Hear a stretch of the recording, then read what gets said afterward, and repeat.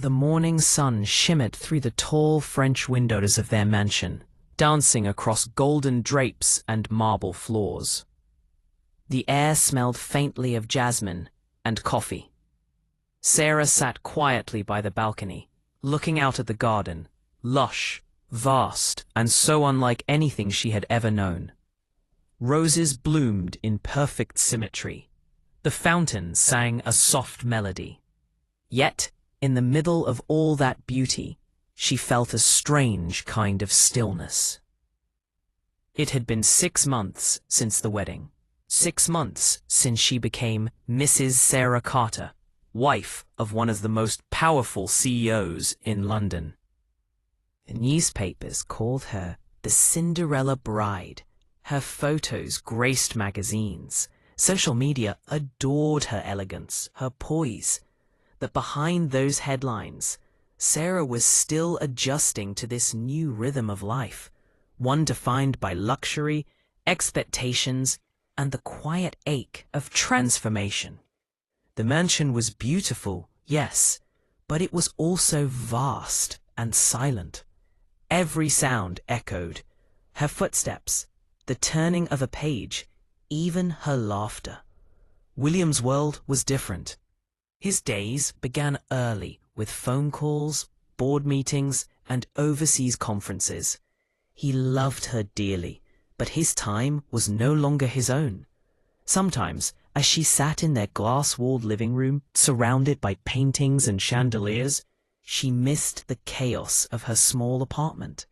The hum of traffic, the smell of her mother's cooking, a sound of rain tapping against her old window. Luxury, she learned, could be golden, and yet sometimes lonely. One evening, William returned late, his eyes weary. She greeted him with a warm smile and a tray of tea. "You look tired," she said softly. He loosened his tie and sighed. "Just a long day. Investors, deadlines, numbers that don't feel human anymore." She smiled faintly, brushing a strand of hair from his forehead. "Maybe that's why life gives us love, to remind us we're still human." He looked at her for a long moment, then pulled her close. "You always find the right words," he whispered. Their evenings became their sanctuary. Dinner by candlelight, quiet walks through the garden, laughter shared over burnt cookies and late-night tea. It wasn't the grand gestures that defined them, but the small, imperfect moments. Yet, deep inside, Sarah felt a gentle stirring, a voice reminding her that she was meant for more than being the elegant wife in a mansion. She had dreams, ideas, a purpose she hadn't yet explored. A few months later, life brought new light into their home.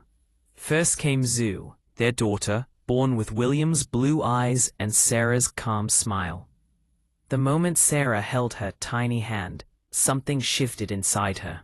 A love so pure, so endless, that it filled every silent corner of her heart. 2 years later, Jack was born, a mischievous little boy with a grin that could melt even the coldest heart. The mansion that once echoed with quiet now danced with laughter, toys, and bedtime stories. Sarah spent her days chasing after crayons, soothing cries, and building blanket forts. Motherhood changed her. It made her stronger, softer, wiser. But it also awakened a hunger to teach her children what truly mattered beyond wealth: kindness, curiosity, and courage. One morning, she watched Zoo drawing a picture of their mansion. The little girl had drawn their home in gold, surrounded by clouds and hearts.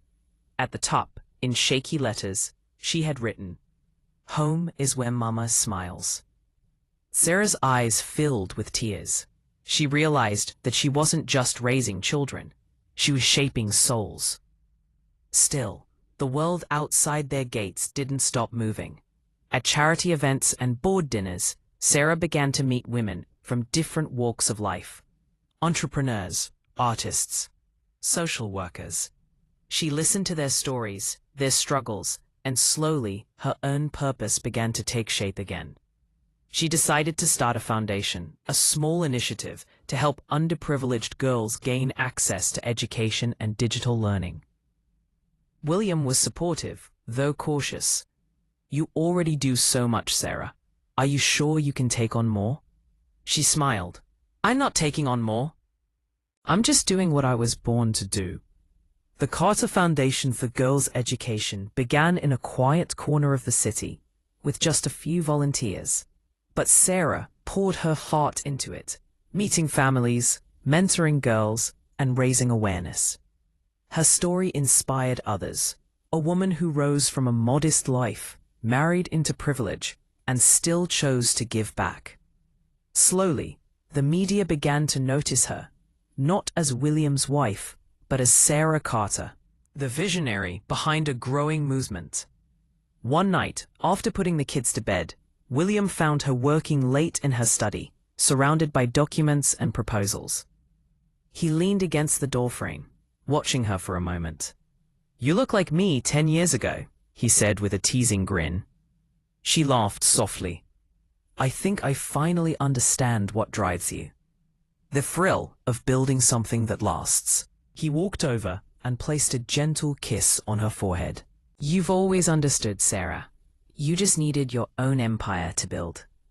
Their eyes met, and for a brief, magical moment, it felt like they were right back to that boardroom years ago, when a young woman dared to speak differently and changed a man's world forever. Life wasn't perfect. They argued sometimes about time, priorities, misunderstandings.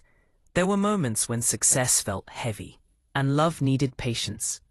But they learned that every relationship, no matter how grand or humble, was built not on perfection, but on persistence.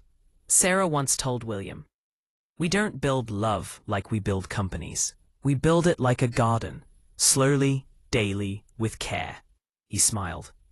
"Then you're the best gardener I've ever known." Years flowed like soft rain. The mansion that once felt foreign now felt like home. The walls whispered stories of love, laughter, tears, and triumph. Sarah often stood by the window in the evenings, watching Zoo and Jack chase each other across the garden.